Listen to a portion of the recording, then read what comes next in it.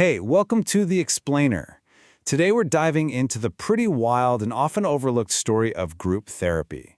It's something a lot of us just take for granted, right?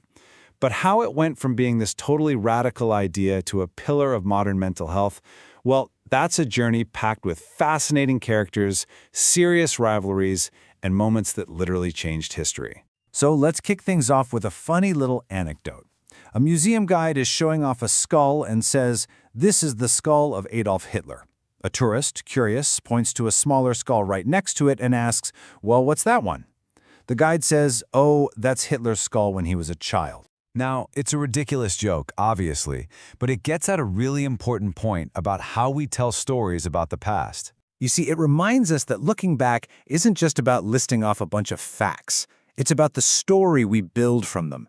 The historian E.H. Carr famously said that history is a conversation between the past and the present. And that's exactly what we're going to do today with the story of group therapy. See how its past created our present, and maybe what it can teach us about the future. Okay, so let's jump right into this first period, everything before 1945. This is the really formative time where you have these lone wolf thinkers, these mavericks, mostly working by themselves, who first started playing around with this wild idea that maybe, just maybe, healing could happen in a group. So, believe it or not, our story starts with a really practical problem. It's 1905, and a doctor named Joseph Pratt is treating patients with tuberculosis. He just didn't have the resources to see every single one individually. So what did he do? He gathered them into groups for classes. He wasn't trying to start a revolution in therapy, he was just being efficient. But then, he stumbled onto something incredible. The support they gave each other, that shared experience, it was helping them just as much as the medical advice. And then, on the complete other end of the spectrum, you've got this guy, J.L. Moreno. He was the total opposite of the practical Dr. Pratt.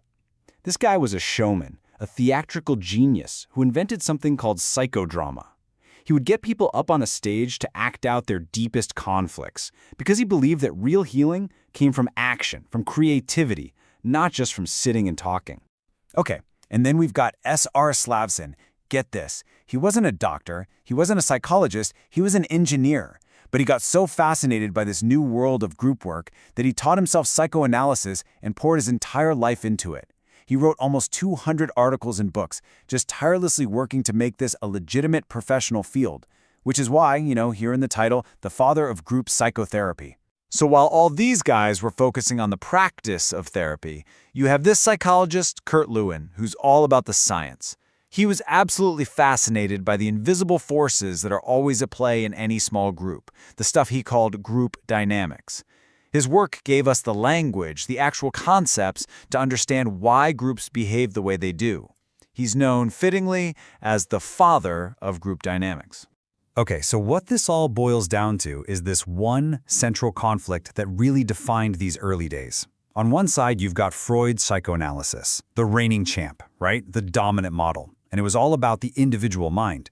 But then you have these new challengers, these pioneers like Trigg and Burrow, saying, whoa, what if the group itself is the real agent of change? Burrow even tried to get Freud on board, but the idea was just too out there. And that tension, it set the stage for everything that came next. All right, let's jump forward in time to the period from 1945 to 1970.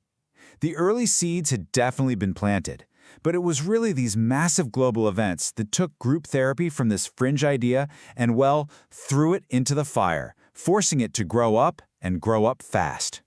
So you have this perfect storm, really. 3 huge historical waves hit all at once and push group therapy right into the spotlight. First, World War II comes along and creates this overwhelming need for psychiatric care that individual therapy just couldn't possibly meet. Then, you have the community mental health movement pushing for care that was more accessible.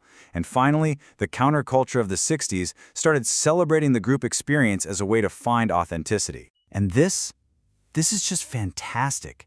It perfectly captures the intense rivalries that were fueling all of this.